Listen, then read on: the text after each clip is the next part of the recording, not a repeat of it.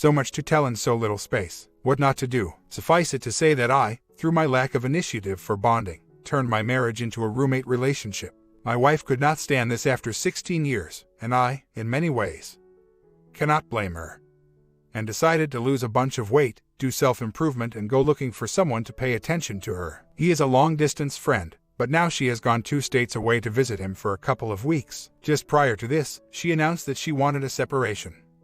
I suppose, in her mind, to free her to have this fling from somewhat within our marriage. She's now been gone for over a week, and I'm agonizing over the end of our marriage. We are, by the way, conducting our separation from under one roof, as neither can afford to move out and away. I guess I'd like some perspective from anyone who has been through a similar thing. I believe that, at this point, I might forgive infidelity, as I feel I drove her to it. But on the other hand, I appreciate the sanctity of marriage, and am very upset that she would exit our marriage this way. I want to reconcile if at all possible. I lost weight, too, 70 pounds. I'm looking all right, and my testosterone test's fine. We have 2 grown kids who don't live at home with us. I have bipolar disorder, and the meds I take decrease my desire. That's the main reason for my lack of desire for bonding. We have tried to work on this in the past, but I just couldn't make it happen to her satisfaction. Right before she announced that she wanted a separation, we had a counseling appointment, and she refused to attend. We had sought counseling in the past, and I had been admonished to pursue her,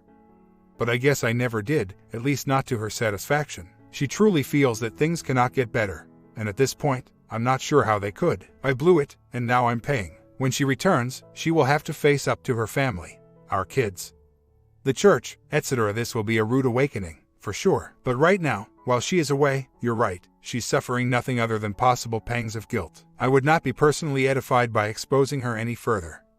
She's already told her family that she's made this trip, and I'm sure they know what it's all about. I just can't see inflicting harm when so much has been done already. The guy doesn't have a wife. I don't know what network he has, but I can't be concerned with him. He's not the problem. He's just taking advantage of a situation that I'm sure he thinks is great. If I were in his shoes, however, I'd not behave this way. I've had my chances and walked away from them. I don't believe this trip will lead to an ongoing visitation. Obviously, if she wants to be with him rather than me, she will have to move to him, as he can't leave where he's at. What's scary is how things are going to be when she gets back. It will be probably our final shot at attempting some sort of reconciliation. That may take time to process, and I'm willing to give it that time. It must be evident by now that I am willing to work with her on this. I still believe I brought it on through my inaction, and although she is not absolved of blame, I feel the circumstances are such that we could make something work. Not something including the other man, of course, but something that includes forgiveness and some sort of positive forward motion. I'm sure those of you who say to just kick her out don't get this. Relationships are not that simple once you've invested 16 years. You want to protect that investment, as it has gained value for you and your partner. And even though she is obviously not valuing it like I am, I know that she will feel remorse and guilt, and that will lead to who knows what. There's not really any blowback I can do on the other man. He's single, distant, and involved with my wife. I could send him an email asking him to think about what he's doing and stop doing it, but that would be a joke. There's little I can do right now that wouldn't just cause more people more hurt, and there's enough hurt to go around now for the time being. When she returns, there may be room for talk about change and reconciliation, but while she's there, all I can do is wait and think about what it's going to be like to be alone again. And I don't do alone well. And I know you mean well, but please don't tell me to get myself in shape by working out and losing weight, for crying out loud. Just don't need that right now. What's needed now is for some logic and clear thinking to come into play. And while she's off in fantasy land with this guy, cool heads are not going to prevail. That's why I'm just trying to keep an even keel and take care of myself emotionally. I am a soft person. I suppose you would call that spineless, but I would call it loving and gentle. I know, this is not what a lot of people here expect to see and hear from a man. It is difficult to change my nature, even in the face of something this radical. I cannot all of a sudden become a he-man who's hefting boxes of crap out the door onto the street and then tell my wife that I've done that. It's not who I am. I've spent a long time becoming who I am, and that doesn't just change overnight. It's a process. I have to find the part of who I am that can try to reason, even if that reasoning includes telling her that this has to be over and there can be no compromise. I am moving in that direction. It has taken me a while to go from hurt to angry.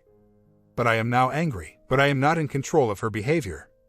Only mine. And I have to protect myself. At this point, that sounds like preparing to divorce and move on once she returns. As things have progressed, I have discovered more and more by little things my wife is saying through the few texts we've had. I can see that the chances that we'll reconcile are slim to none. So, I now have to look ahead to a life without her. And that's not something I feel I can deal with. First of all, our situation dictates that neither of us can move out. Horrible financial situation. Just paying bills is a stretch every month, let alone paying for an apartment. More importantly, I don't want to give her up. I'm willing, pretty much, to forgive her affair and try and mend things, but if she won't go there, then I have to face life alone. I'm a person who doesn't do alone well. I'm 56 and have been married 3 times with little in the way of gaps in between. Yeah, I need to be in a relationship. So, how have you dealt with a new alone? How has it worked out? And looking back, how could you have done it better? I'm sure some folks will say that I have the unique opportunity to have a do-over and do things differently. But what I really want is my wife, and my life back. How do I go on? Learning who I am again is exactly where I need to start. I guess I've been a very needy, independent person, and that's helped me to not focus on what I was really about. I get so many responses that tell me to man up and go work out and become some super hunk. But that's not the me I see in me. I'm a spiritual guy, and I typically think of others, and not myself. And that may be what's gotten me here today. On the other side of the coin, I guess my neediness has made it appear as though I'm me-focused. But that's not the case. I'm others-focused. I just need to be with people. I guess that's going to have to be other people than my wife. My wife has left for a couple of weeks to be with the guy she's been having an emotional affair with. And I'm sure it's turned physical by now. I'm already over the bump in the night syndrome. I'm more concerned with what being 56, in fair health and on a small, fixed income is going to look like. There will likely be no single wide in my future. Because our finances are so bad, I'm certain that if we split, there will be a foreclosure as well as a bankruptcy. But, since we survived them both before years ago over a failed business, I suppose we could survive them again. But maybe a nice apartment and TV dinners are okay with me. The thing with me is the me part. Do I even know me? You see, I suffer from bipolar disorder, and am disabled because of it. Yes, it's that severe. So, seeing things clearly is not always my strong suit. And seeing what's good about me is hard. I know people think I'm clever and witty. Hell, I am. Why fight it? But the focus is rarely on me, what makes me feel good. You know, right now in my loneliness, I am finding interesting websites and doing just about anything I can to make the pain of being alone go away. She is now in another state, doing who knows what with who knows who. Yet I am willing to give her the benefit of the doubt and consider reconciling when she returns, due very much to the fact that I feel I brought this on myself. You guys who have told me to check her stuff out on the lawn, change the locks and file for divorce can skip this one. I have enough self-respect to go around for right now. What I seek is wisdom from people who have reconciled after an affair.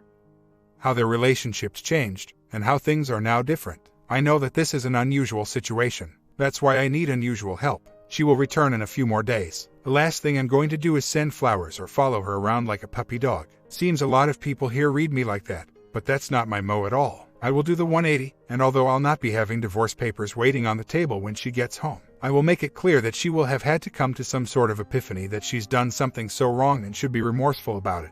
The last thing I want to do is to try to force her to reconcile. I totally understand that has to come from both parties. I really just wanted to know how people here reconciled, how things came out for them. Yes, I have hope for my marriage, although I know it will not look like it did before. But I truly think there's a lot to lose by simply walking away, and perhaps much to be gained by healing and moving on. She wasn't doing anything with anyone locally. This I know for sure. We live in a very small town, and everyone knows everything here. Besides, that's just not how she behaved, not the kind of person she is. This was the point of a giant iceberg, and she just couldn't live with this anymore. So, she reached out to a distant co-worker, and her feelings for him developed. This is not a serial cheat. You just have to know her and the situation to know this better. But I know what's up here. This all came down like she broke down and had a midlife crisis. That's what this feels like, craziness. All of a sudden, from a woman who otherwise and heretofore was stable, normal and devoted, she just went off. My plan is to hear her tell the story of her trip, minus the details about the guy. She was doing other stuff. Business stuff, too. This is how we process. Next, I will ask her directly if there was intimacy. If they had slept together. Because it is possible that she somehow held off and did the right thing, so that would change the dynamic. But I know the answer I am going to get, so I'm not deluded. I am going to work the 180 the best I can. Wish someone could send me a link to that so I can brush up. Before she left and we decided to separate under one roof, I gave her a list of things I would still do. Still contribute to the household, and some of these things included stuff I would do for her. I'm going to amend that list to her to exclude the stuff that was favors to her. I had agreed, for instance, to continue doing the grocery shopping. Well, she can get her own groceries. etc. I am then going to keep to myself, give this thing a few days to emerge, and then likely tell her that we need to make some long-term decisions. Then we will have to start making them. Of course, I have no idea how she is going to behave upon her return. A couple of people have suggested that she may come back feeling entitled, but I really don't know what that might look like. A lot of this will be wait and see how she responds to the 180 and my newly acquired attitude of I'm not going to reconcile no matter what. Which is, unfortunately, the vibe I gave her. That I would. When she left, she may have a rude awakening, and that would be good. As far as actually being able to reconcile, I understand it takes two people to do that. So, I can't even start thinking about that right now until I know where she's at. At the bottom line, I would like to maintain my marriage, but it cannot be at the expense of losing me. I get that she has no respect for me, get that she does not love me anymore. Get that she's lavishing her attention on the other man, get that she probably wants to move on. I get all that, okay. I am so broke I can't even afford the filing fee, okay. Can't afford an attorney. The money she used to take this trip was squirreled away in advance. We have no reserves. I have no money to rent a moving truck. I don't have money to pay a locksmith to change the locks. Just an update, looking at the divorce petition, we have too much debt to be able to file with things as they are. We will likely need to file for bankruptcy first, then go through a foreclosure before filing for divorce. Unless we want to involve attorneys. Which again, we cannot possibly afford. We're ducked. She may very well be indifferent. Before she left, I made it sound like I would be willing to reconcile no matter what. But now, I don't feel that way anymore. I realize the one-way street that could be. I'm not so stupid as to think I can reconcile our situation by myself. That's part of why I want to wait and see how she feels when she returns. When the burden of all of her family and kids and church begins to bear down upon her, she may sing a different tune. Meanwhile, I've ordered a couple of books on do-it-yourself divorce and divorce after 50. Which we are. I'm probably going to tell her when I pick her up that divorce is likely our most logical option. Again, with the complications, I can't just file as things stand right now. I am as mad as I can be right now. It has taken me this long to get here, but I guess my niceness was interfering with who I really am. A person who needs to stand on my own. Sound like I'm convincing myself. Well, that may be. I have been half of two for 16 years. I never thought I'd need myself like this again. Thought I'd carry on as planned and have a good, although flawed, marriage. Well, this has shaken me up. I am all over the 180, and although I am going to pick her up, cause we will need to talk. After that it's 180 time. There's a lot to consider here. We will need to file for bankruptcy and go through a foreclosure.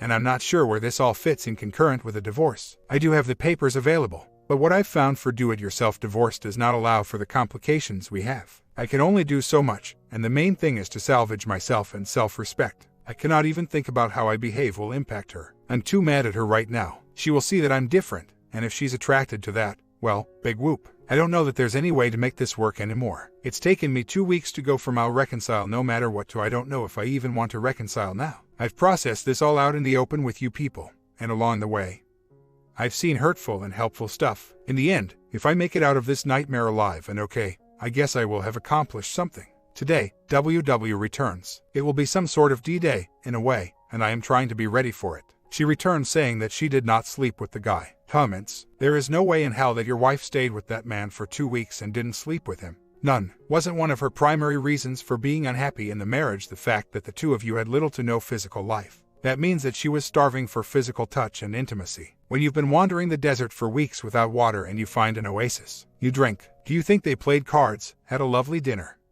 some nice conversation, watched the sunset and then retired to their separate rooms? Please don't let your wife believe that she can blatantly walk out on you for 2 weeks, screw another man, then come home and lie to you about it and continue as if nothing happened.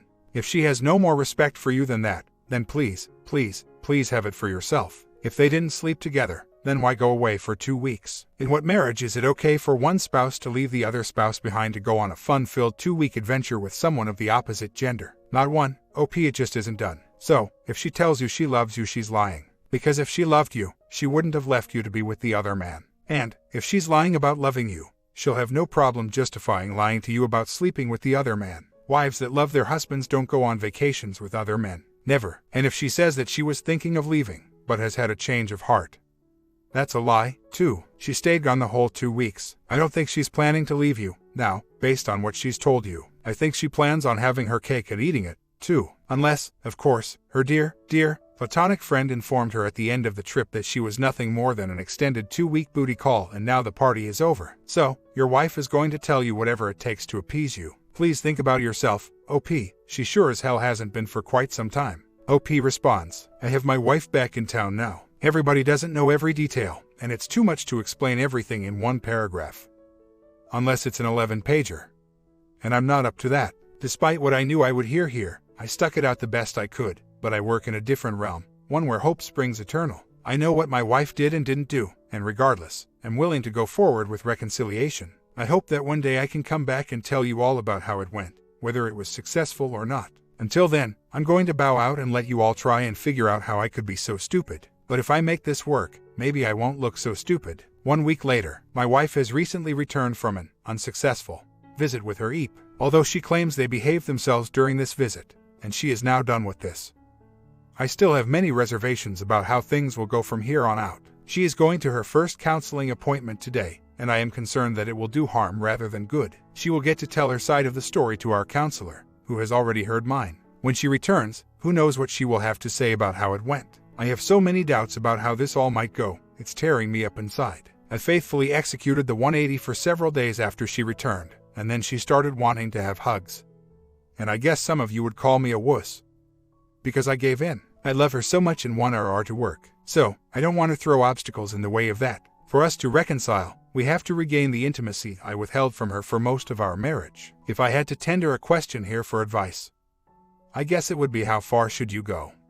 How much do you feel you should give to make our really work? If I were a complete jerk, would it ever serve to draw us back together? What she has given, her agreement that the is over, her willingness to engage in counseling, and ending our separation, which she requested initially, and her willingness to be physically close, which she had completely shut down during the period of our separation. She has not expressed remorse. She feels she had to do this for her. I guess what's being missed here is that I can't really blame her for having done this. And although I would like to see remorse, she did, actually.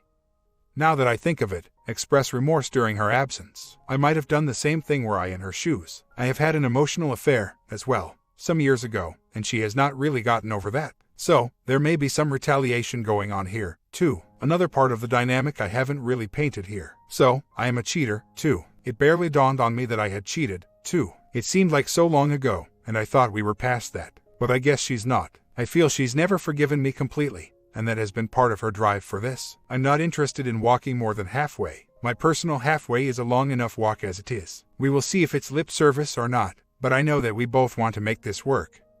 If at all possible. I guess I need to acknowledge here that I had a lengthy, several months, very involved emotional affair with my first girlfriend, from when we were 16.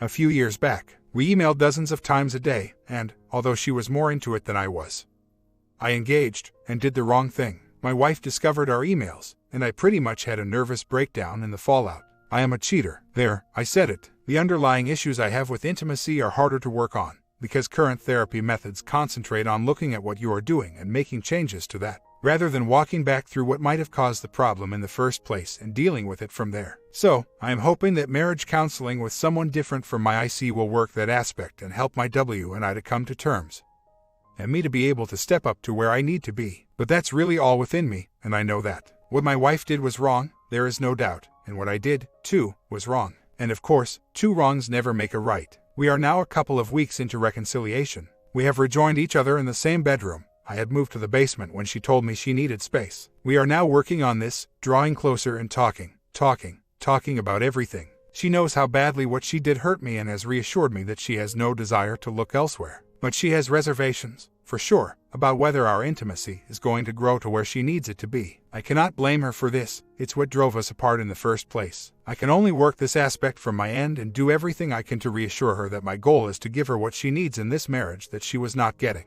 That is my challenge. I don't think we need to go the polygraph route. You see, she has been completely transparent with me about all this. Even throughout the I just didn't take it for being an affair until recently. I thought it was a friendship. Yeah, I know, that's always how it starts. Then it became more. Then she eventually let me know that her feelings for this guy were moving beyond friendship.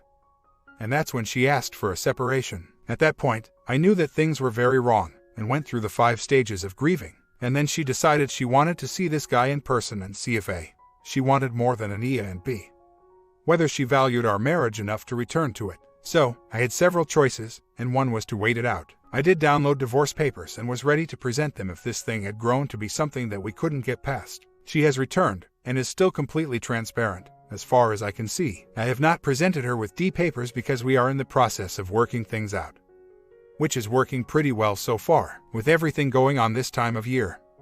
The family stuff, the affair memories, the divorcing or reconciling, the kids, the wave of feelings that just hits this time of year. Well, it's hard. I want to feel normal again, even though I know that there will be a new normal. And yes, the old normal was obviously not working. Perhaps I hang on to the past, the way that worked for me for so long, too much. Story 2. Never, ever, in our marriage did either she or I say the word D after 1 year being away in another country. I came back only to find an email note from her asking for a D, so fights ensued. This was in February of this year. In one of the fights, the wife confessed to an affair, running possibly 4 years long. She said she broke off with the first guy sometime in October last year. That was when they were discussing her leaving me to marry the OM. The first affair become physical when she went for a training in that country for 3 months. Coming back from that training, she was so cold. I couldn't touch her at all and she was so pissed at me like I did something so wrong. Boy, was I so naive or what? In her confession, she said she only did it once with the boyfriend. Oh well, I super doubt it, but I will never know. I have to admit that she was becoming colder before I took the job overseas. I came back every month to visit her. She and the boy, 9-year-old, visited me twice. My gut feeling was that the trickle truth that she engaged in was just to get what she wanted, divorce. It was finally able to intercept her communications. There was indeed a second, ongoing affair with a second man. The communication was all done over the internet, complete with all the languages and adult pictures, something straight out of the script. The second affair, later I found out, started only 6 to 7 months ago. Approximately 2 months after she broke off with the first man. In spite of us coming from a different culture than the West, she showed all the signs, keeping the iPhone locked and playing with it, even taking it into the bathroom with her. The rewrite of the history, not owning up, blaming, etc. Boy, all those hurt, don't they? As soon as I found out about the second affair, I moved out to my own rented house. Our house was given to us by her parents, quit my job at her parents' business, and take the kid with me. This is not the good old USA. In this island, fathers get to take boys. Goodness, I was a mental wreck at the beginning. From the first D note, until about a couple months, I was in a bad shape. I think being able to intercept her communications helped me to decide a lot. Initially I didn't sleep for 2 days, Google sudden divorce syndrome, and for a long time, I was only able to sleep 2 or 3 hours max daily. I could wake up with a really bad dream and my heart was racing. Looking back, I should have taken some meds. Those nights were scary. I lost a lot of weight also. However, now it is 7 months and I am doing so much better. Old pants still fit me now, though. It is funny how I fit the betrayed spouse profile. I tried everything to save my marriage. I was being super nice, trying to woo her back in the first 3 months. Then I smarted up and did the 180. Later, after finding out the current affair, I was more affirmed to doing the 180. I don't know if she still is continuing the affair. I knew from one of the last times I checked couple of months ago. She had a big fight with the AP and looked like they really broke off. Not much you can get out of pipe dreams, I guess. But it looks like she still is in the fog and remain defiant to her parents now. The parents strongly oppose the idea of D and have been supportive to me. I have gone dark since I moved out. I wish my story could be like one of the success stories in this form. I am the kind of person that treasures our 11 years of marriage. To me it is a sacred obligation to the kid, to the ancestors. I can't even imagine a R, since there were no signs of remorse. I guess one of the questions I have is how I can possibly get an expression of remorse if I still cut off all communications. She knows where we live and visited the boy several times. I think I am expecting that she comes forward and make a serious effort for a R.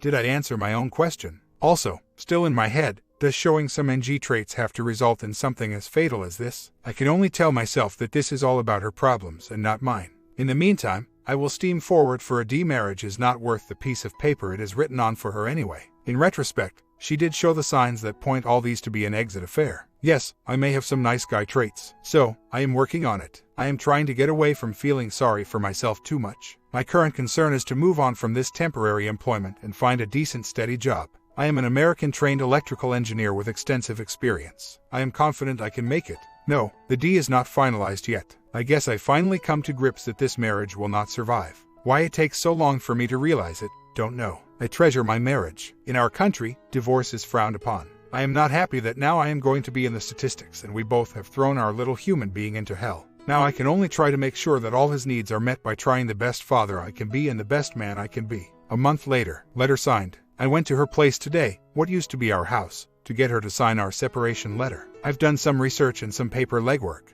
This is the normal route to take in this island to file for a divorce. I thought she was going to pull some trick to delay it or something, but lo and behold, she signed it. There were just the two of us. I remained calm but short during the meeting, and I just suggested that she need to do self-introspection. I said that what she did is not normal and she had given me, the husband, and her kid a bad treatment. Then I handed her a set of printouts of her communications on FB with the other man. I have told her before that I knew she was having an affair with the other guy, but I didn't disclose my source. This set of printouts is one of the hottest editions along with bad pictures. I know she had a major fight with other man a couple of weeks ago and they broke up, but for sure, she is still in touch with him now. I used to guard this FB information very carefully. This was my only medication. This answered my never-ending questions of why she was doing what she was doing, why she turned into a monster. This information helped me move on and anchor myself. Otherwise, I would have been consumed by the endless questions. At this point, I guess, I don't care anymore. She can change her password and continue talking to the OM. I am completely detached since a while ago. Why so long to this point? Maybe I am trying to give some leeway, some time, hoping that she will come crawling back. But no, up to this point, she is friendlier, I can see that. But moving out of her parents' house means she is still defiant. She was the one who asked for a divorce. Deep down, maybe I hoped that the old person that I married might resurface. I have remained in the dark as much as I can. Having the kid with me doesn't allow full NC. So, I ended the meeting by thanking her for everything, and I hoped that she would find whatever happiness that she seeks. And I walked out without looking what her reaction was. My feeling after the meeting was relief. Not sure what I was relieved from. It was just another milestone in this long journey. I just hoped that I tried my best up to this point. I did the 180, I confronted her with the affair, worked to intercept her FB, tried to improve self. At the end of all these, she was the one to decide if she wanted in or out. Apparently, she was so far gone. 4 years did create a major damage, I suppose. Now I know why she was so distant all this time up to the point of ignoring the kid. She was probably consumed by her own fantasy world and right now convinced that the continuous feeling of high is what a marriage should be. I can't fix that. I wish that I could get a definite answer as to why the marriage tanked. I know my faults. I probably took her for granted. I know that we didn't have enough quality time together, even though we did have plenty family time, vacations, etc. I guess that didn't count. I dedicated my life to the family, but perhaps in a typical NG fashion, screwed the whole thing up. We both are conflict avoidant, and she is pretty bad at communication. I thought I have voiced my problems to her, but maybe not enough. I needed to up my alpha. I need to control my emotion better. I was probably dominated due to my choice of working for her father. I quit now, need a job. We rarely got into fights towards the end of the marriage, so I was thinking that everything was okay. The more someone is blindsided, the more pain she is in. Yup, that's me. But 4 freaking years. 4 years. I am in a fog, but still it is pretty hard to digest that all those 4 years of her affair are due to my deficiencies alone. This is why it's crap. The trashing of self-confidence. I'm working on it, maybe slowly but at least, outwardly. I am talking to people. Strangers, chicks, just to bring out the old me who was confident, and maybe more. I am moving on, full speed now, I hope. If she comes crawling back later, I'll deal with it later. Somewhere deep in my heart maybe still hopes for it, but logically, now, not possible. I think time will help and help answer my questions too. The ones bothering me the most is what has gone wrong in my am. That's the toughest one. But now I am contemplating that I should be thankful just to be out of the union with this terrible person. I feel the direction now is forward, doing my best to handle the ramification of this divorce. If I look back, I think I can see my acceptance of the whole thing. I am not sure if I am at the point of forgiveness. What is that anyway? Maybe I need to find out what it really is, because it is one hell of a tough concept to understand right now. My comment: I am preparing a long series. Let me get my quick nap, and I'll see you in the next one.